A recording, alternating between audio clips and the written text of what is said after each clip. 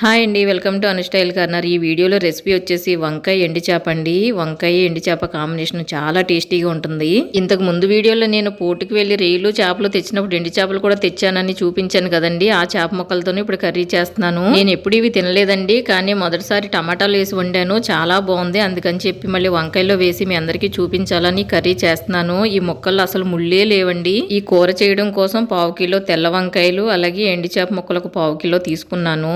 తెల్ల వంకాయలు అయితే బాగుంటాయండి ఎండి చేపల్లో వేసి వండుకోవడానికి. నల్ల వంకాయల కన్నా తెల్ల వంకాయలే టేస్ట్ బాగుంటుంది. ఈ ఎండి చేప ముక్కలు చూడండి ఎంత బాగున్నాయి, కేకు ముక్కల్లా ఉన్నాయండి. ఇవి కోనం ముక్కలంట. కోనం చేపలన్నీ ఎండు చేపలు చాలా పెద్దగా ఉంటాయి, వాటి ముక్కలు ఇలా ఎండబెట్టారు. ఈ ఎండి చేప ముక్కల్ని ఇప్పుడు ఈ సైజు చిన్న ముక్కల్లా కట్ చేసుకోవాలి. ఈ సైజు ముక్కలు అయితే కర్రీకి చాలా బాగుంటాయి. ఈ ముక్కల్ని ఇప్పుడు ఒక గిన్నెలో వేసుకుని ఇందులో వేడి నీళ్లు వేసుకుని కడుక్కోవాలి. వేడి నీళ్ళతో ఈ ముక్కల్ని కడగటం వలన వీటికి ఏమైనా డస్ట్ అది అంటుకుంటే నీట్గా క్లీన్ అవుతాయి. అలాగే ఈ ముక్కలకి ఎక్కువ ఉప్పు ఉన్నా ఆ ఉప్పు కూడా తగ్గుతుంది వేడి నీళ్ళు పోసి కడగడం వలన. ఈ చేప ముక్కలు నీట్గా వాష్ చేసిన తర్వాత ఇప్పుడు వీటిని ఆయిల్లో వేసి వేపించుకోవాలి. ఎప్పుడు ఎండు చేప కర్రీ చేసినా ముందుగా చేప ముక్కల్ని ఆయిల్లో వేసి వేపించుకుంటే టేస్ట్ చాలా బాగుంటాయి.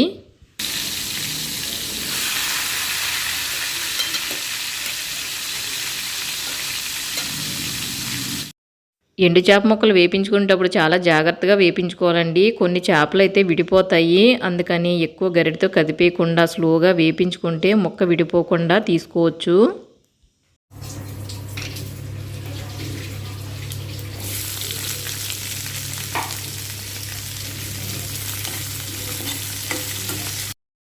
ఆయిల్లో తాలింపు వేగిన తర్వాత కొద్దిగా ఉల్లిపాయ ముక్కలు, పచ్చిమిర్చి ముక్కలు వేసుకుని వేపించుకోవాలి.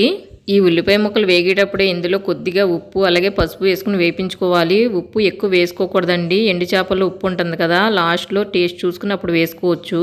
ఉల్లిపాయ ముక్కలు వేగిన తర్వాత కట్ చేసుకున్న వంకాయ ముక్కలు వేసుకుని కొద్దిగా కారం వేసుకుని ఇదంతా బాగా కలిసిలా కలుపుకొని ఒక 5 మినిట్స్ స్టవ్ సిమ్లో పెట్టుకోవాలి. ఇలా స్టవ్ సిమ్లో పెట్టడం వల్ల వంకాయ ముక్క మగ్గుతుందండి. వంకాయ ముక్కలు ఈ విధంగా మగ్గిన తర్వాత ఈ ముక్కలు ములిగేంత వరకు వాటర్ వేసుకుని వేపించుకుని ఎండు చేప ముక్కలు కూడా ఇందులో వేసేసుకోవాలి. ఈ ఎండు చేప ముక్కల టేస్ట్ అయితే చాలా బాగుందండి. అసలు ముళ్ళంటే భయపడే వాళ్ళకి ఈ చేప ముక్కలు చాలా బాగుంటాయి. ముళ్ళంటూ లేవండి ఇందులోని, చాలా బాగుంది తినడానికి. ఎండు చేపలంటే ఇష్టం ఉన్న వారికి కోనం చేప ముక్కలు చాలా బాగుంటాయండి. ఈ కూర చాలా బాగుంటుంది. ఎప్పుడైనా దొరికినప్పుడు కొనుక్కొని కూర వండుకుని తినండి.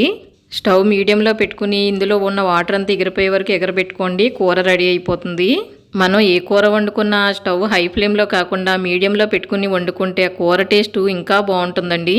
కూరలో ఉన్న వాటర్ అంతా ఎగిరిపోయినాయండి. ఇప్పుడు ఒకసారి టేస్ట్ చూసుకోండి, మీకు ఏమైనా ఉప్పు కారం తక్కువ అనిపిస్తే యాడ్ చేసుకోండి. నేను ఇప్పుడు ఇందులో కొద్దిగా పాలు పోస్తాను. వంకాయ కూరలో పాలు పోసుకుని వండుకుంటే చాలా బాగుంటుంది. పాలు పోసుకోవడం ఇష్టం లేని వారైతే ఇప్పుడు ఈ కూరని ఇలాగే దింపేసుకోవచ్చు. పాలు పోసిన తర్వాత ఒక 2 మినిట్స్ స్టవ్ సిమ్లో పెట్టుకుని కూరని ఎగరబెట్టుకుంటే కూరలో ఉన్న పాలన్నీ ఎగిరిపోతాయి. అప్పుడు కూర రెడీ అయిపోతుందండి.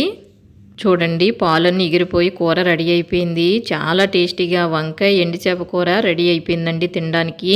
వేడివేడి రైస్లోకి కూర వేసుకుని తింటే టేస్ట్ వేరే లెవెల్లో ఉంటుందండి, చాలా బాగుంటుంది. ఒకసారి మీరు కూడా ట్రై చేయండి. చాలామంది ఎండు చేపలు ఇష్టమైన ముళ్ళుంటాయేమో అని తినరు కదండి, కానీ అటువంటి వారికి చేప ముక్కలు చాలా బాగుంటాయండి. మీ అందరికీ చేప ముక్కల గురించి తెలుస్తుందని చెప్పి నేను ఈ వీడియో చేస్తున్నాను. మీకు ఈ వీడియో నచ్చితే ఈ వీడియోకి ఒక లైక్ ఇవ్వండి. మీరు ఇచ్చే లైక్స్ వల్ల ఈ వీడియో అందరికీ రీచ్ అవుతుందండి. అలాగే ఈ వీడియో మీకు నచ్చితే సబ్స్క్రైబ్ చేసుకోండి. మరో మంచి వీడియోతో మళ్ళీ కలుద్దాము. Thank you for watching.